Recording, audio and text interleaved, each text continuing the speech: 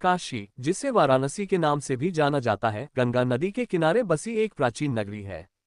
यहाँ की तंग गलियों में एक छोटे से घर में शांतिप्रिया अपने पिता और सौतेली माँ के साथ रहती थी।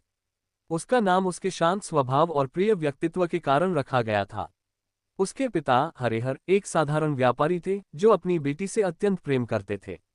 लेकिन उसकी सौतेली माँ कमला उसे हमेशा तिरस्कार की दृष्टि से देखती और प्रताड़ित करती थी। हर सुबह सूर्योदय से पहले शांतिप्रिया काशी विश्वनाथ मंदिर जाती थी।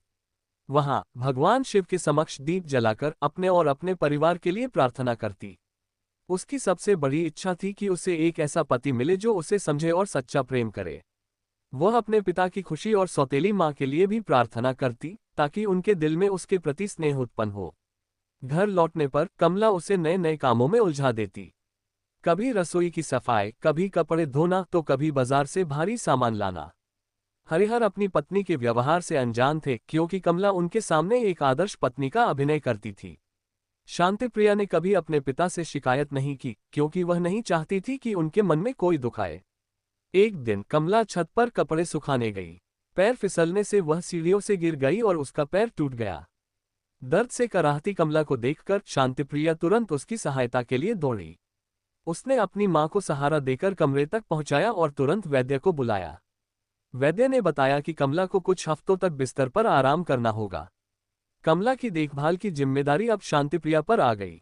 वह दिन रात अपनी मां की सेवा में लगी रहती, दवाई देना, खाना खिलाना और उनकी हर जरूरत का ध्यान रखना। कमला, जो पहले उसे तिरस्कार की दृष्टि से देखती थी, अब अपनी सौतेली बेटी के इस समर्पण से प्रभावित होने लगी।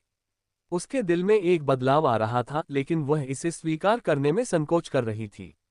एक रात कमला ने देखा कि शांतिप्रिया उसके पैरों की मालिश करते हुए सो गई है। उसके चेहरे पर थकान के बावजूद एक शांत मुस्कान थी। कमला की आंखों में आंसू आ गए। उसे अपने पिछले व्यवहार पर पछतावा होने लगा। उसने मन ही मन भगवान शिव से प्रार्थना की कि वह उसे क्षमा करे और उसे अपनी बेटी के प्रति स्नेह दिखाने की शक्ति दे। अगली सुबह कमला ने शांतिप्रिया को अपने पास बुलाया। उसने उसे गले लगाते हुए कहा, बेटी, मुझे माफ कर दो। मैंने तुम्हारे साथ बहुत बुरा व्यवहार किया है।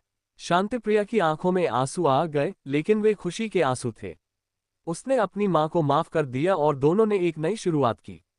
कमला के ठीक होने के बाद घर का माहौल पूरी तरह बदल गया। हरिहर ने भी इस बदलाव को महसूस किया और परिवार में खुशी लौट आई। कुछ महीनों बाद एक धार्मिक समारोह के दौरान शांतिप्रिया की मुलाकात एक युवा विद्वान आनंद से हुई। दोनों के विचार और रुचियां मिलती जुलती थीं। धीरे धीरे उनके बीच स्नेह बढ़ा और परिवार की सहमति से उनका विवाह संपन्न हुआ। शांतिप्रिया और आनंद का जीवन सुखमय बीतने लगा। कमला और हरिहर अपने बच्चों की खुशी में प्रसन्न थे। शांतिप्रिया ने अपने धैर्य, समर्पण और भगवान शिव में अटूट विश्वास से न केवल अपने परिवार को एकजुट किया, बल्कि अपने जीवन में सच्चा प्रेम भी पाया। धैर्य, समर्पण और ईश्वर में विश्वास से जीवन की कठिनाइयों पर विजय पाई जा सकती है। सच्ची प्रार्थना और सेवा से दिलों में परिवर्तन लाया जा सकता है और भगवान शिव की कृपा से जीवन में सुख और शांति प्राप्त होती है।